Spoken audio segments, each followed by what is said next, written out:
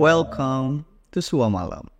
Thank you banget udah ngeklik videonya. Dan ini adalah cerita horor yang ke-45 di channel Sua Malam. Oke, kita cerita-cerita lagi guys. Gua ada satu cerita yang dapat dari seseorang ya. Ini bukan dari kontributor, bukan dari subscriber ya. Atau mungkin sekarang udah subscribe. Tapi ini seorang kenalan gua ya, yang nggak usah terlalu di spill orangnya tuh siapa karena agak sensitif materinya, jadi kita cukup nikmatin ceritanya aja. Kita sebut aja orang ini Ikrom. Dan kedip lampu gua udah lama nih nggak kedip-kedip, iseng banget. Oke, cerita ini dari Ikrom ya, dari Mas Ikrom. Dan sebenarnya bukan dia yang ngalamin cerita ini, tapi ini cerita tentang kakeknya dia. Kita sebut aja kakeknya itu Pak Solihin ya. Nah, mereka ini tinggal di sebuah daerah di Indonesia yang nggak usah disebutin daerahnya di mana juga. Oke, jadi ini cerita tentang si Pak Solihin di tahun 90-an akhir ya. Kita selama di cerita ini nyebutnya Pak Solihin aja, karena waktu itu masih bapak-bapak. Kalau sekarang udah kakek-kakek harusnya ya, mbah-mbah.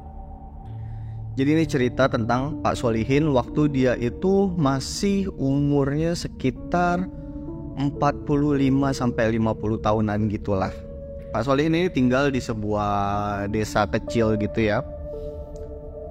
Dia tinggal sama istrinya, sama anaknya satu orang, dan anaknya ini udah menikah ya.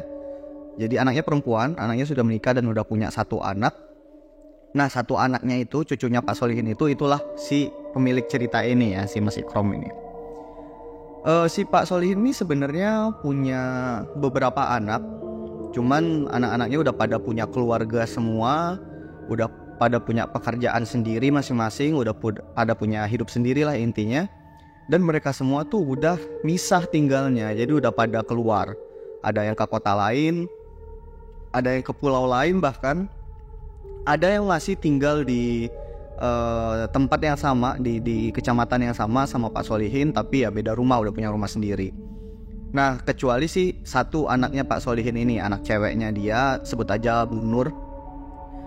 Bu Nur ini masih tinggal sama Pak Solihin, tinggal sama suaminya, tinggal sama anaknya juga, karena memang ya mereka belum ada rumah sendiri ya. Dan mantunya Pak Solihin ini juga kerjanya masih kerja serabutan gitu, jadi belum ada pekerjaan tetap. Sementara si Pak Solihin ini adalah seorang guru.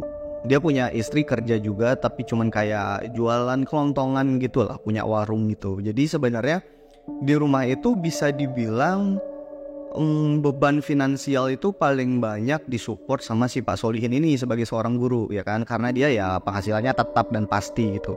Istrinya cuma jual kelontongan, anaknya yang perempuan si Ibu Nur cuman ibu rumah tangga aja di situ, sedangkan mantunya dia tuh masih kerja serabutan gitu kan. Jadi ya finansialnya masih disupport lah sama si Pak Solihin ini. Nah, walaupun memang dia yang nge-support semua kebutuhan finansial, nggak semua sih, mostly dia yang support kebutuhan finansialnya, tapi namanya guru ya, segede apa sih gajinya gitu kan. Ini salah satu problem di Indonesia nih ya, guru tuh kan nggak gitu besar lah gajinya. Jadi kadang-kala masih bisa dibilang cukup kurang juga gitu income-nya mereka untuk menyokong rumah tangga ini gitu kan, karena ada dua kepala keluarga di situ yang harus ditampung sama si Pak Solihin. Kadang-kadang kalau misalnya ada kebutuhan mendesak ya, misalnya istrinya tiba-tiba sakit atau anaknya tiba-tiba sakit tapi nggak punya biaya sendiri untuk ke rumah sakit, ke puskesmas gitu ya, itu mau nggak mau Pak Solihin lagi yang keluar biaya sendiri kan dari tabungannya dia. Jadi ya nggak jarang Pak Solihin ini ngerasa mumet juga sama kebutuhan finansialnya mereka gitu, karena ya pas-pasan lah bisa dibilang hidupnya. Nah, Pak Solihin ini orangnya sering nongkrong ya, orangnya tuh anak nongkrong banget lah gitu, walaupun udah usia hampir setengah abad gitu ya. Bener kan ya, setengah abad, oh iya 50 tahun setengah abad ya, hampir setengah abad usianya, tapi dia masih sering nongkrong. Jadi di dekat rumahnya itu ada semacam kayak pos ronda. Nah, di situ kan banyak yang nongkrong tuh. bapak-bapak yang seusianya dia, anak-anak muda juga ada lah di situ ya. Kadang-kadang ya mereka nongkrong ngobrol-ngobrol sambil main gaple atau sejenisnya gitu ya, main kartu remi gitu-gitulah. Nah dia tuh masih suka nongkrong di situ karena memang kebiasaan sehari-harinya dia tuh pagi ngajar sampai sore, biasanya jam-jam 2 atau jam 3 tuh dia baru pulang ke rumah. Nanti dia akan istirahat sampai sholat maghrib, sholat isya di rumah. Nah biasanya dia akan keluar nih malam untuk nongkrong, mungkin refreshing ya, namanya cowok banyak beban gitu kan ya, dia refreshing nongkrong sama teman-temannya sampai malam, biasanya jam 11 jam 12 malam baru pulang. Nah suatu hari dia lagi nongkrong nih, lagi mumet sekitar jam-jam 8 atau jam 9 malam.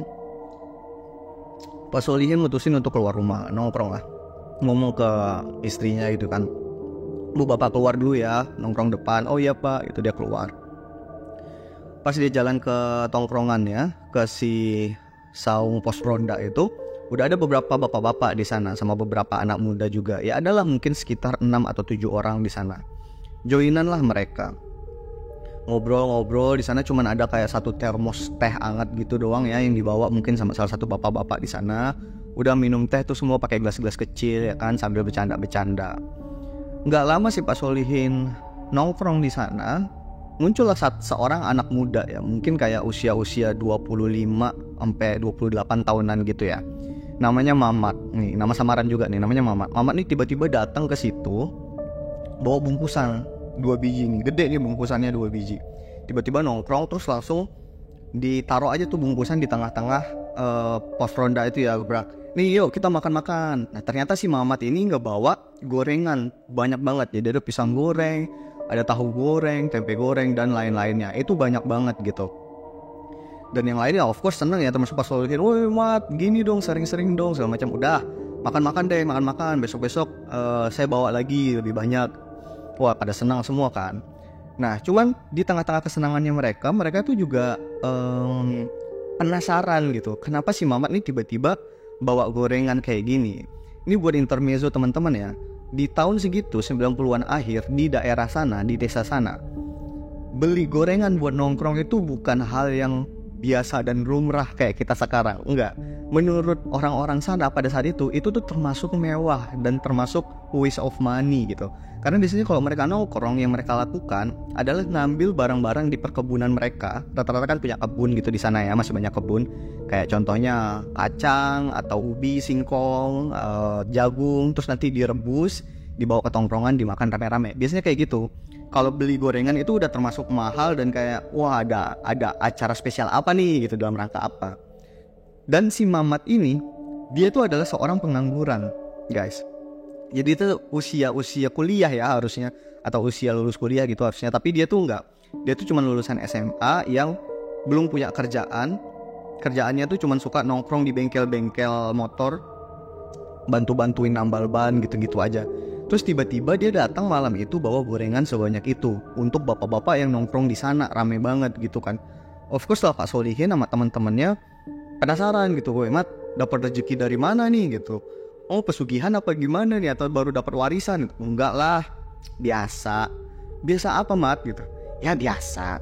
Udah, malam itu lewat gitu aja. Si Mamat enggak ngasih info terlalu banyak. Keesokan harinya rutinitas yang sama terulang lagi. Pak Solihin malam-malam keluar nongkrong di tempat yang sama. Dan ternyata di malam itu si Mamat lagi-lagi datang. Kali ini lebih spesial. Dia bawa martabak. Ada martabak asin, ada martabak manis. Kalau bawa gorengan aja itu udah termasuk unusual, apalagi bawa martabak. Waktu itu tuh kayak yang wah mewah banget. Ini si Mamat bapaknya habis meninggal terus dapat warisan tanah terus dijual apa gimana nih gitu. Semua pada pikir kayak gitu, termasuk Pak Solihin. Didesak lah si Mamat, "Mat, kasih tahu Mat, kenapa sih Mat, dapat duit dari mana sih Mat, kok bisa kayak gini?" Ya kita sih nggak protes ya, kita senang-senang aja ditraktir kayak gini, cuman penasaran juga. Kalau ada proyekan ngomong-ngomong lah biar kita juga bisa dapat duitnya gitu. Ya udah. Saya kasih tahu, tapi jangan disebar-sebarin ya. Nah, disinilah si Mamat baru nge-spill rahasianya dia, kenapa dia bisa jadi tiba-tiba kayak orang tajir, padahal pengangguran. Ternyata si Mamat itu beberapa hari ke belakang baru aja dapat jackpot. Jackpot apa? Ya mungkin teman-teman udah bisa nebak kayak di judul ya. si Mamat ini beberapa hari terakhir itu abis menang togel. Nah, ini buat teman-teman yang mungkin milenial akhir atau Gen Z mungkin nggak begitu familiar ya, atau mungkin kalian masih tahu ya. Tapi kalau untuk anak-anak 90-an pasti dulu familiar banget ya. Jadi ada satu jenis perjudian, kita sebutnya itu togel ya. Nah, togel ini sistemnya gimana sih? Jadi setiap hari akan ada angka yang diacak dari pusat perjudian togel ini. Kalau nggak salah pusatnya itu either di Malaysia atau di Singapura gitu ya. Setiap hari malam ya, abis Isya gitu nanti akan diumumin hari ini tuh keluar angka berapa. Nah, angkanya tuh ada 4 digit. Misalnya hari ini tuh keluar 3789 gitu kan. Nah, hari sebelumnya orang-orang itu bisa ngebeli nomor togel. Artinya mereka tuh masang di angka berapa. Itu mereka bisa milih mau beli 2 angka, 3 angka, atau 4 angka. Kalau mereka beli 2 angka, nanti returnnya kalau nggak salah, gue masih ingetin ya, itu dikali 62. Jadi kalau mereka masang 1000, terus mereka beli 2 angka. Misalnya tadi mereka beli angkanya 89. Mereka beli angka 89 Rp1.000. Terus begitu diumumin, angka yang keluar dari pusat 3789. Nah, 2 angka terakhirnya kan bener tuh, 89. Mereka akan dapat reward 62.000. Padahal masangnya kan 1000 doang tuh, 62 kali lipat. Nah, kalau mereka masang 3 angka, lebih tinggi lagi kali lipatnya. Mereka masang 4 angka, lebih tinggi lagi kali lipatnya gitu. Cuman kan semakin banyak angka yang mereka pasang, kemungkinan untuk menangnya semakin kecil. Nah, si Mamat beberapa hari ke belakang, 3 atau 4 hari ke belakang, itu setiap malamnya selalu menang. Jadi dia masang 5.000, masang 10.000, di 2 angka doang dia pasangnya, dan selalu dapat. Masang 10.000 aja, kalau misalnya dia dapat di 2 angka, itu kan udah dapat 620.000 gitu kan. Jadi kayak wah, tajir mendadak nih si Mamat. Makanya dia bisa beli gorengan-gorengan kayak gini. Nah, sebenarnya warga kampung sana, termasuk si Pak Solihin, itu udah tahu tentang si togel-togelan ini. Mereka udah tahu. Mereka bahkan tahu kalau mau beli togel itu pergi kemana gitu ya. Tahu mereka. Cuman khususnya untuk bapak-bapak ini ya, yang udah settle hidupnya, udah berkeluarga, udah punya kerjaan, mereka tuh nggak pernah kepikiran untuk ikut-ikutan beli togel. Karena ya, 1 jatuhnya judi, 2 kemungkinan untuk menangnya itu kecil banget. Bayangin lu harus nebak 2 digit angka yang bakal keluar di hari itu dari possibilities yang banyak banget, dari angka 00, 01, 02, 03 sampai 99. Dan lu harus nebak gitu kan, kira-kira yang keluar angka berapa. Itu susah banget. Banyak teori yang bisa ngebantu lu untuk nemuin angka togel, at least menurut kepercayaan sana. Katanya lah lewat mimpi lah, sampai ada yang jual buku arti mimpi gitu. Nanti mungkin Han bantu munculin di sini gitu ya, buku arti mimpi. Jadi kalau mereka mimpi apa, misalnya mimpi ular nih, terus dicek di bukunya, oh ular tuh artinya angka 04, nanti mereka pasang 04, nanti kadang-kadang menang, kayak gitulah ya. Nah, si Pak Solihin juga udah familiar dengan konsep pertogelan ini, cuman dia sendiri tuh nggak pernah nyoba. Ya karena tadi itu, ini jatuhnya judi, plus kemungkinan berhasilnya itu kecil banget. Ditambah lagi, si Pak Solihin ini adalah seorang guru matematika gitu. Jadi kan dia ngerti tentang probabilitas gitu ya, kayak ini impossible banget untuk bisa menang. Tapi kok si Mamat bisa menang 4 hari berturut-turut. Nah, itu yang bikin Pak Solihin dan teman-temannya itu bener-bener bingung gitu. Kok bisa, terheran-heran. Terutama si Pak Solihin ini yang ngerti matematika. Gak mungkin si Mamat ini bisa milih nomor random dan 4 kali berturut-turut angkanya tembus. Pasti ada sesuatu di baliknya. Awalnya si Pak Solihin mikir kalau misalnya si Mamat ini kemungkinan punya orang dalam. Cuman ya, siapa sih Mamat? Mamat hanyalah seorang pengangguran di desa kecil yang gak mungkin punya koneksi ke orang di Singapura sana gitu, pusatnya togel ini. Jadi pasti ada sesuatu hal yang lain di belakangnya. Nah, mulailah digali-gali, Mat, rahasianya apa Mat gitu.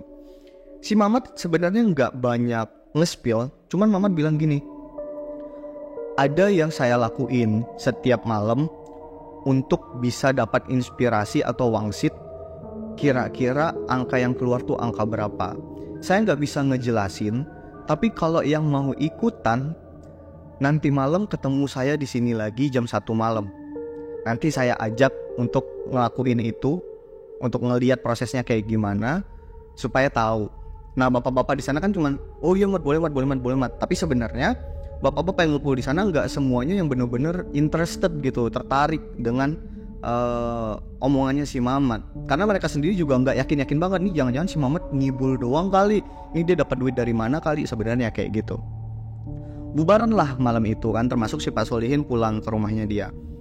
Nah sampai di rumah Pak Solihin ini pikirannya masih terganggu dengan informasi yang dia baru dapetin, karena itu sangat mengganggu logikanya dia gitu. Dia masih mikir kayak itu terlalu impossible untuk bisa dilakuin dengan logika. Dan si Pak Solihin ini percaya kalau si Mamat ini emang bener-bener menang togel. Kenapa? Karena Pak Solihin tahu backgroundnya si Mamat itu kayak gimana, orang tuanya si Mamat itu siapa, dan lain-lainnya. Jadi Pak Solihin yakin si Mamat gak mungkin punya duit untuk traktirin mereka beberapa hari ke belakang gitu. Jadi kemungkinan untuk si Solihin ini memang bisa menang togel itu tinggi. Cuman gimana caranya ya gak tahu. Penasaran lah si Pak Solihin. Nah dia berniat di situ kayaknya mau deh malam ini ikut ke pos ronda lagi, ketemu sama si Mamat untuk cari tahu caranya dia menang itu kayak gimana. Udahlah di situ dia istirahat, masuk ke kamar gitu kan, tidur bareng istrinya, pura-pura tidur. Dia nunggu istrinya itu pules. Dan benar aja sekitar jam 11:30 12-an istrinya udah pules, anak sama mantunya juga udah pada tidur di kamarnya. Dia diem-diem keluar pelan-pelan keluar kamar, ngambil jaket gitu kan sama pecinya.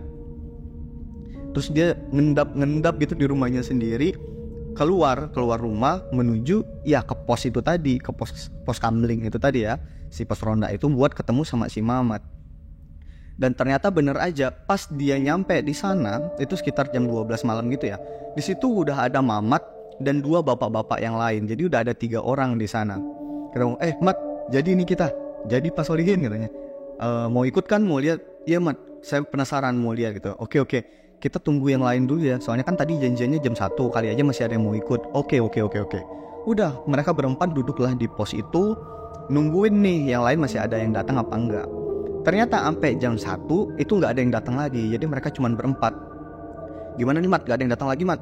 Ya udahlah kita berempat aja. Tapi nanti kalau misalnya bapak-bapak udah ngeliat apa yang saya lakuin dan kayak gimana prosesnya, nggak usah disebar-sebarin ya Pak, biar nggak banyak yang tahu. Ini saya juga soalnya dapat wangsitnya dari mimpi awalnya, terus saya coba-coba ternyata berhasil, kata Mamat kayak gitu. Oh iya Mat. Yaudah yuk Pak kita jalan. Ngikutlah mereka jalan sama si Mamat. Mamat ajak jalan kaki gitu ya, nelusurin desa. Dan ternyata Mamat ngajak si Pak Solihin dan 2 orang yang lain tadi itu menuju ke sebuah makam tua. Nah jadi di wilayah belakangnya kampung mereka, ngelewatin satu bukit dulu, itu ada satu makam tua, makam yang emang udah lama banget, dan orang-orang yang meninggal itu udah nggak ada yang dibawa ke makam itu, udah ada makam yang lebih bagus lagi di desa gitu kan. Jadi ini udah makam-makam tua yang udah nggak terurus lah, udah banyak pohon-pohon liar yang tumbuh, dan kuburan-kuburannya juga udah mulai nggak berbentuk gitu ya. Tapi masih kelihatan itu makam, masih ada batu nisannya kayak gitu. Kita ngapain di sini Mat? Kata si Pak Solihin. Nah ini Pak, ada ritualnya. Ritual apa? Nggak gampang kok, nggak ada nggak ada sasajen yang aneh-aneh, nggak bakar dupa atau apa. Kita cuman numpahin darah ayam doang gitu. Loh, darah ayamnya mana Mat gitu? Ayamnya udah saya sembelih Pak, tadi di rumah ini saya bawa darahnya doang. Si Mamat ngambil bungkusan dari tasnya dia, itu bungkusan plastik kayak plastik terigu 1 kiloan gitu, yang udah ada darah isinya di dalamnya. Nah darah itu digunting sama si Mamat, si plastiknya ujungnya gitu digunting sama si Mamat, terus ditebar-tebarin di salah satu pojok kuburan, ditebar-tebarin sama disemprot-semprot sampai habis. Begitu udah habis, si Mamat langsung ngajak si bapak-bapak ini untuk ngumpet. Ayo Pak, kita ke belakang. Mereka menuju ke salah satu sudut makam. Mereka ngumpet di balik semak-semak dan ngeliatin ke arah kuburan yang disiramin sama darah tadi. Jadi darah tadi tuh disiramin di dekat salah satu kuburan gitu ya. Kita nungguin apaan Mat? Kata si Pak Solihin. Udah Pak, tunggu aja, lihat aja, perhatiin aja, ditungguin. Beberapa menit jalan, gak ada apa-apa. Itu kondisinya sunyi, sepi, gelap gitu kan. By the way tadi tuh mereka bawa senter, tapi begitu mereka ngeliatin ini, senternya dimatiin. Tapi mereka masih bisa ngeliat kondisi kuburan itu karena ada cahaya dari bulan gitu kan. Mereka ngeliatin aja. mungkin udah lewat setengah jam masih nggak ada apa-apa. Nah, teman-temannya yang 3 orang ini, si bapak-bapak ini kan udah mulai gerah kan, karena mereka nggak tahu juga nunggu apaan gitu. Jadi mereka udah mulai kayak resah sendiri gitu. Udah, Mat, balik aja Mat, nggak ada. Bentar Pak, bentar lagi keluar. Apaan sih yang keluar? Udah Pak, tungguin aja, lihat aja ke sana, fokus. Dan benar aja, nggak lama angin kencang berhembus di sekitaran mereka. Tiba-tiba aja gitu, fish gitu berhembus. Daun-daun di pepohonan tuh udah mulai berisik gitu, terus tiba-tiba berhenti. Senyap. Anginnya benar-benar berhenti, kayak seolah-olah ada sesuatu yang datang dan tiba-tiba berhenti gitu, senyap. Terus mulai terlihat sesuatu muncul di atas kuburan yang di dekatnya itu ditumpahin darah tadi. Muncul warna putih titik awalnya, terus tiba-tiba membesar sampai ngebentuk satu onggok tengkorak. Jadi muncul out of nowhere gitu ya, muncul tengkorak di atas kuburan. Muncul tengkorak di atas kuburan melayang. Tengkorak orang warna putih, tengkorak orang melayang di atas kuburan. Itu yang lain udah kayak astagfirullahaladzim, itu apaan Mat? Itu pak petunjuknya, tunggu bentar lagi, satu lagi bakal keluar. Satu lagi, apalagi Mat? Bentar Pak, tungguin makanya gitu. Dan benar aja, nggak lama dari itu, mungkin kayak 2-3 menit, kondisinya kepala tengkorak itu masih melayang. Tiba-tiba muncul satu objek baru di sebelah kanannya. Muncul tiba-tiba dari transparan, mulai nyata, itu adalah tulang tangan manusia. Jadi kayak tengkorak juga tapi tangan gitu, bagian tangan gini yang 5 jari itu ngebuka kayak gini di samping tengkoraknya. Jadi ada tengkorak, ada tangan nih kayak gini ini. Ini tengkorak bulat di tangan kayak gini. Terus tiba-tiba hilang, gitu. Nah, itu dia Pak. Kita udah dapat Pak. Apaan sih itu Mat? Kita udah dapat. Kita cabut dulu Pak, kita pergi dulu Pak. Kita balik ke pos, nanti saya jelasin. Udahlah, mereka balik ke pos. Nah, begitu nyampe di pos, mulai ditanya-tanya kan si Mamat, itu apaan tadi Mat? Itu apaan Mat? Itu setan atau apa Mat? Ya nggak tahu ya Pak ya, mungkin iya kali setan Pak. Cuman ya kayak gitu, saya tuh mimpi kalau misalnya saya numpahin darah di situ, nanti bakal ada yang muncul. Dan yang muncul itu nanti bakal ngasih petunjuk kira-kira angka yang bakal keluar itu apa. Nah memang angka yang keluar apa Mat? Tadi kan muncul tengkorak sama itu Mat, sama tangan. Iya Pak, itu dia. Tengkorak kan bulat Pak. Ya kan, ini nggak tahu teorinya dari Mamat doang atau gimana gitu, tapi dia langsung nge-translate malam itu. Tengkorak kan bentuknya bulat Pak, berarti itu angka 0. Sama yang satu lagi muncul tangan 5 jari, berarti itu angka 5 Pak. Oh berarti besok yang keluar 05 Mat kan ya? Bisa jadi Pak, cuman belum tentu juga. Karena bisa juga itu 50. Jadi bisa jadi 05 atau 50. Pokoknya kita tahu ada 2 angka 0 dan 5. Terus gimana Mat? Ya udah, besok saya bakal masang di 2 angka itu Pak. Saya masang 1000 atau 5000 di angka 50, satu lagi di angka 05 gitu. Nah kalau bapak mau nyoba, misalnya nggak percaya ya udah coba aja pasang 1000 kayak gitu Pak. Kalau misalnya kalah ya udah kan cuma 1000 doang gitu kan. Tapi kalau bener ya berarti terbukti wangsit saya top chair gitu. Oh gitu ya Mat ya. Yaudah ya. Besok deh kita coba. Nah baliklah mereka ke rumah masing-masing. Singkat cerita, keesokan harinya si Pak Solihin seperti biasa ngajar gitu kan di sekolah. Dia sempat lupa sama kejadian semalam sebenarnya. Tapi pas dia lagi ngajar tuh dia tiba-tiba keingat gitu. Kayak, semalam pergi ke kuburan sama si Mamat ngeliat kayak ginian. Coba kali ya. Coba aja gitu kan, gak ada ruginya ini. Masang 1000 di 50 sama 1000 di 05. Kalau kalah ya udah hilang 2000. Ya paling enggak udah nyoba. Gitu pemikirannya si Pak Solihin. Sampai akhirnya sekitar jam 3 sore dia udah selesai ngajar, waktunya dia pulang ke rumah gitu. Pas dia pulang ke rumah, dia ngelewatin satu ruko yang dia tahu di situ adalah distributor angkat togel gitu, salah satu agennya lah gitu. Mampirlah dia ke sana. Dia celingak-celinguk dulu kiri kanan. Takutnya ada orang yang kenal sama dia gitu kan, malu juga nih si bapak guru ini kok ikut-ikutan beli togel gitu kan. Karena biasanya beli togel tuh anak-anak muda yang iseng-iseng gitu loh. Nah tapi dia penasaran kan, ya udah, Mas, saya mau beli dong Mas, 2 angka 50 sama 05 nih 1000. Oh oke Pak gitu. Dicatat nomor HP-nya Pak Solihin. Karena besok harinya saat diumumin nanti akan di SMS ke nomor HP masing-masing kalau misalnya mereka dapat angkanya, dan nanti tinggal mereka ngeklaim itu ke toko itu lagi, kasih unjuk bukti kalau ini kemarin saya beli ini, saya dapat, nah nanti dikasih duitnya gitu, duit menangnya. Jadi kalau dia beli angkanya hari itu, dia beli untuk malam itu juga. Jadi pengumuman angka yang keluar itu habis Isya gitu lah, sekitar jam 7 sampai jam 8 itu bakal di broadcast lewat SMS. Udah, transaksinya udah selesai, si Pak Solihin balik ke rumahnya. Nah dia di situ sebenarnya nggak mikirin, kayak nggak berharap banyak juga gitu kan, kayak cuma iseng-iseng aja. Jadi dia melanjutkan aktivitas sehari-hari seperti biasa. Dia pulang, bercengkrama sama keluarganya gitu kan, bercanda-bercanda. Malam itu dia nggak ada niat untuk ikut nongkrong ke si pos itu juga. Dia pengen di rumah aja gitu, pengen nyantai. Sekitar jam 8 itu dia baru banget abis sholat Isya. Dia lagi nongkrong di ruang tamu sambil ngemil-ngemil singkong atau ubi gitu ya, yang lagi nyantai lah gitu, lagi minum teh. Tiba-tiba masuk notifikasi di HP-nya dia. Itu masih HP jadul banget ya, masih HP yang layarnya bahkan bukan hitam putih ya waktu itu ya, layar hitam hijau. Merek apa gitu gue lupa, masih namanya 90-an akhir atau 2000-an awal ya, masih pertama kali masuk HP ke Indonesia ya. Masuklah itu notifikasinya, tering gitu kan. Dilihat ternyata notifikasi SMS itu dari si distributor, si agen togelnya itu.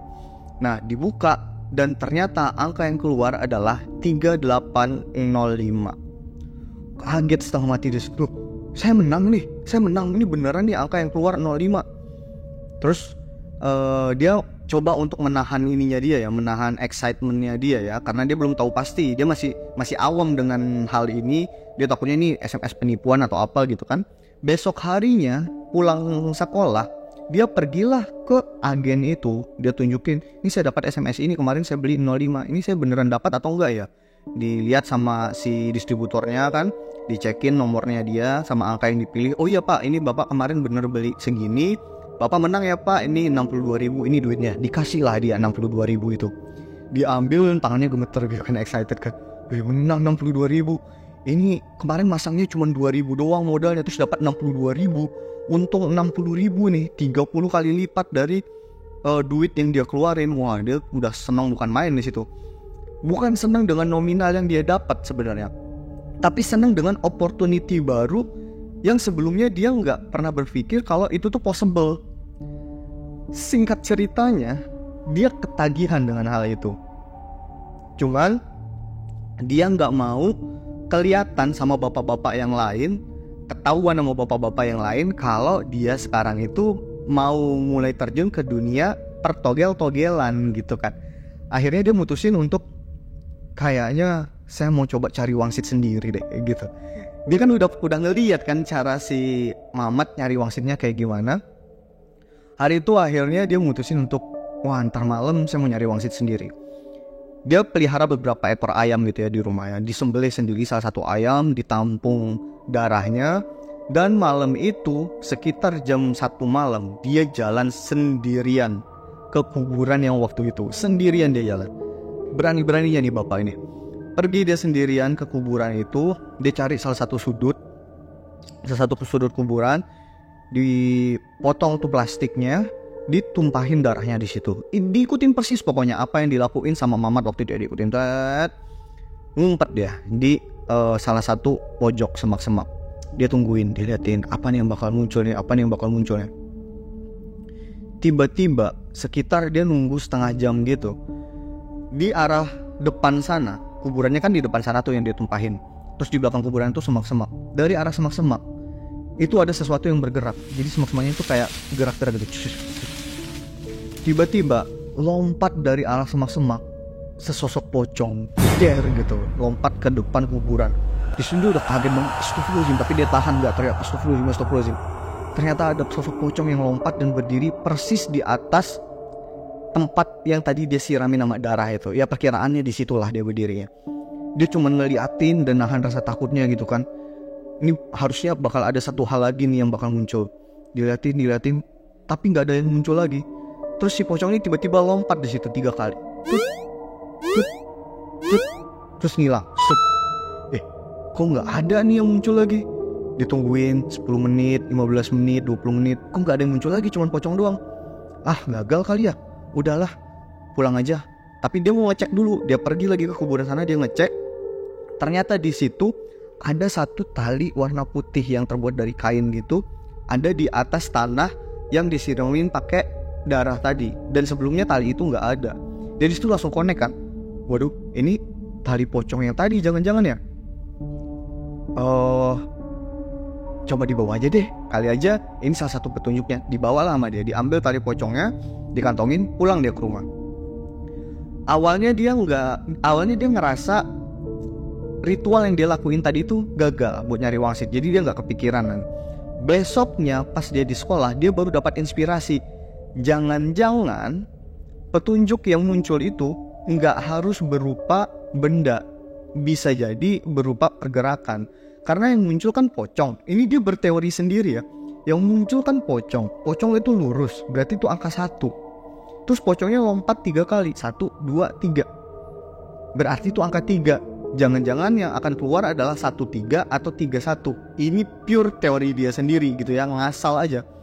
Terus pulang sekolah itu dia pergi lagi ke agen itu. Dia nyoba-nyoba. Dia ngasih duit 2.000, dia beli 2 angka, 1331 gitu. Terus dia pulang. Singkat cerita lagi, ternyata angka itu keluar lagi, angka 13, dan dia menang lagi, diambil lagi, diklaim lagi sama dia keesokan harinya gitu ya. Dapat lagi dia 62.000. Nah, di situ dia udah senang lagi kan, wah, ternyata bener nih, ternyata bener.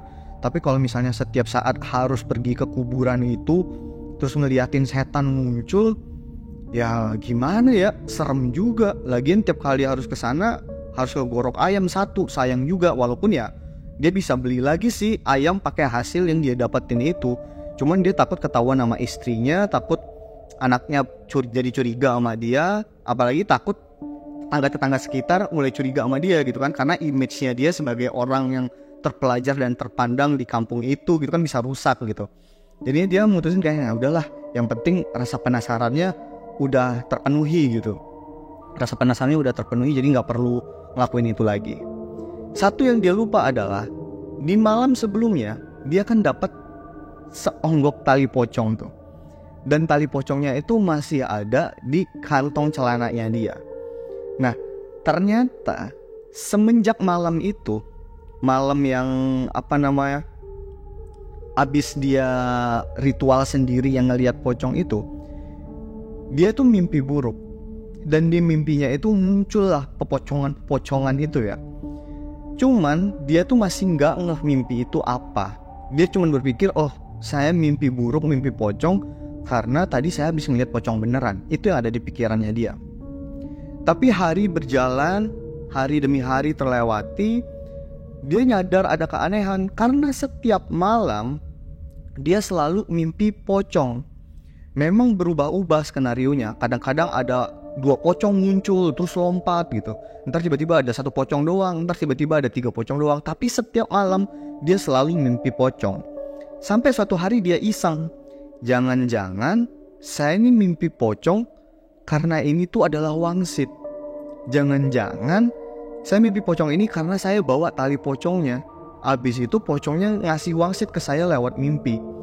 Itu yang coba dihipotesiskan ya oleh si Bapak Solihin ini gitu ya. Mungkin karena dia orang yang terpelajar gitu ya.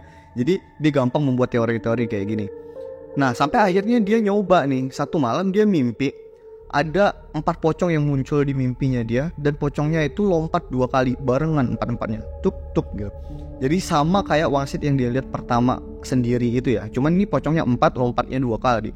Besoknya dia coba beli togelnya dengan angka 42 atau 24 dan dapat yang keluar angka yang itu. Wah, mulai dari situ dia jadi kayak, wah ini instan nih, saya gak perlu pergi ke kuburan, gak perlu ngeliat penampakan setan yang aneh-aneh, gak perlu ngegorok ayam. Saya tiap malam mimpi kayak gini. Kayaknya saya bakal terus mimpi kayak gini selama saya masih simpan si tali pocongnya ini. Seenggaknya itulah yang ada di pemikirannya Pak Solihin. Nah, mulai hari itu, tiap hari itu dia beli angka terus berdasarkan mimpinya dia. Dan dapat terus. Rahasia ini gak pernah dibongkar sama dia ke teman-teman tongkrongannya, ke si Mamat juga nggak pernah. Karena sejak malam itu, sejak saat dia mulai dapat terus itu, dia tuh nggak pernah nongkrong lagi di tongkrongan ini. Takut dia nggak sengaja ngomongin hal itu atau takut si Mamat tiba-tiba tahu atau kayak gimana. Intinya dia nggak mau ada hal-hal aneh yang terjadi lah dan image-nya dia jadi jelek. Jadi dia nikmatin sendiri aja tuh, dia nggak pernah nongkrong lagi, jadi ansos nih orang. Dia nikmatin aja setiap hari dapat duit ya, walaupun dia nggak pernah mau masang gede, walaupun dia tahu dia tuh bakal dapat angkanya gitu ya, nggak pernah tiba-tiba masang 10.000 gitu, enggak. Dia selalu masangnya 1.000 buat iseng aja, tiap hari dapat 62.000 gitu. Tapi sering. Seiring berjalannya waktu dia udah mulai menikmati habit ini ya, dapat uang gratis 62.000 setiap hari. Setiap hari itu dia pasang sampai berjalan beberapa minggu. Nah, tapi mulai muncul keanehan-keanehan di rumahnya dia, yang sebenarnya bukan dia yang ngalamin, tapi istrinya. Mulai dari awalnya istrinya curhat ke dia gitu kan. Katanya istrinya mimpi buruk dikejar-kejar pocong. Habis itu katanya istrinya suka kebangun malam-malam karena ada yang ngetok pintu dari luar, tapi pas dibuka nggak ada.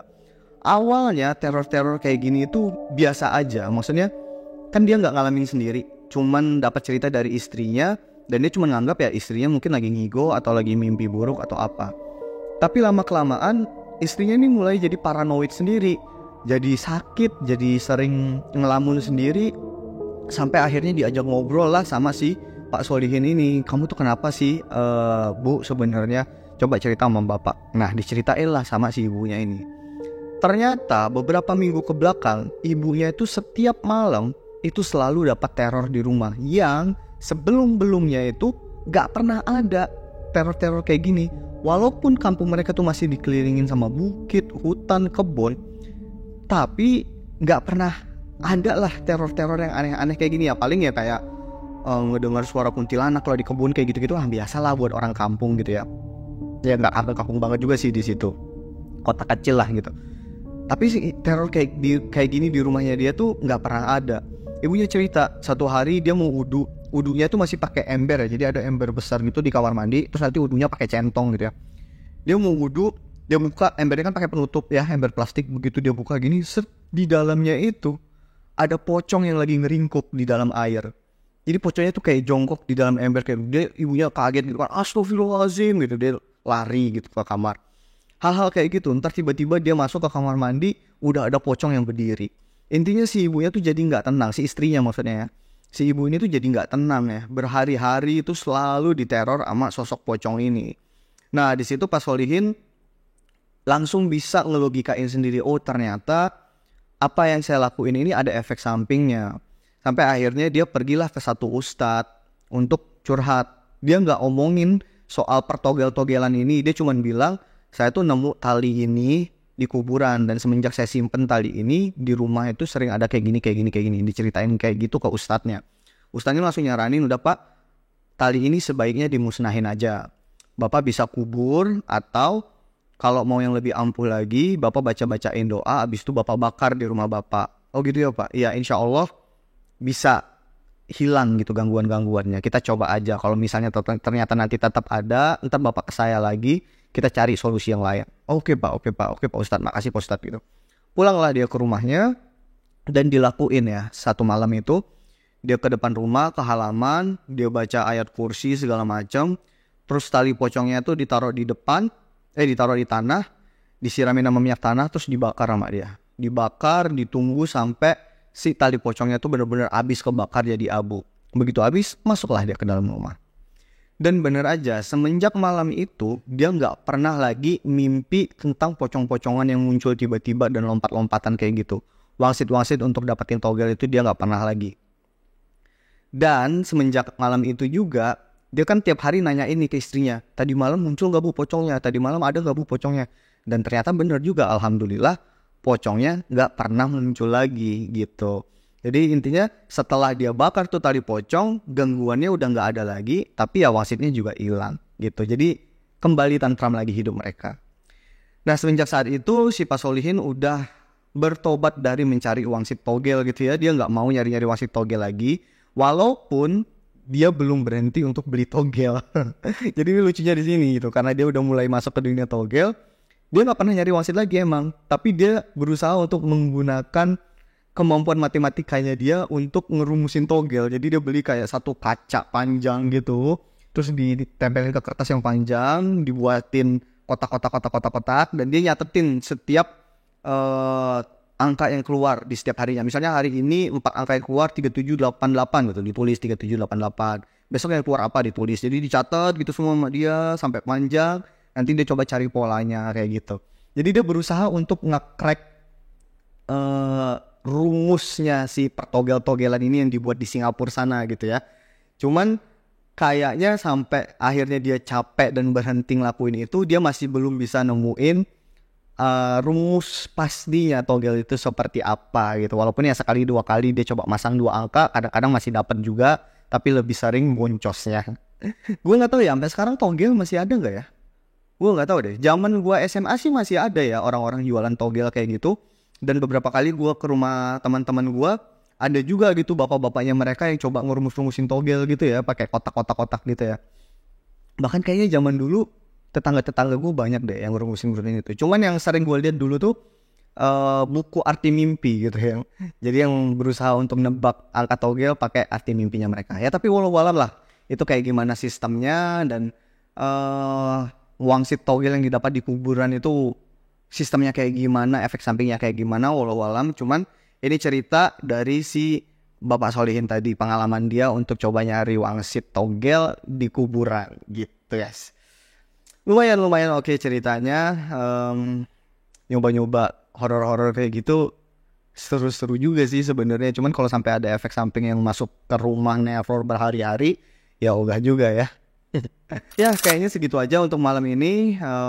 Kita ketemu lagi di malam Jumat berikutnya dengan cerita yang baru lagi. Jangan lupa kalau misalnya kalian punya cerita-cerita horor sejenis atau bahkan yang lebih serem, kalian share ke emailnya Suamalam di suamalam.horror@gmail.com, atau langsung aja ke kolom deskripsi di bawah. Klik linknya untuk follow Instagramnya Suamalam, TikToknya Suamalam, dan ya yang tadi emailnya Suamalam untuk kirim cerita-cerita kalian yang nantinya bakal kita kurasi, dan kalau cocok sama tone-nya Suamalam bakal kita sampai di sini biar para penggemar horor yang lain bisa nonton bareng-bareng dengerin cerita kalian. So that's it for tonight. I'll see you guys in the next story.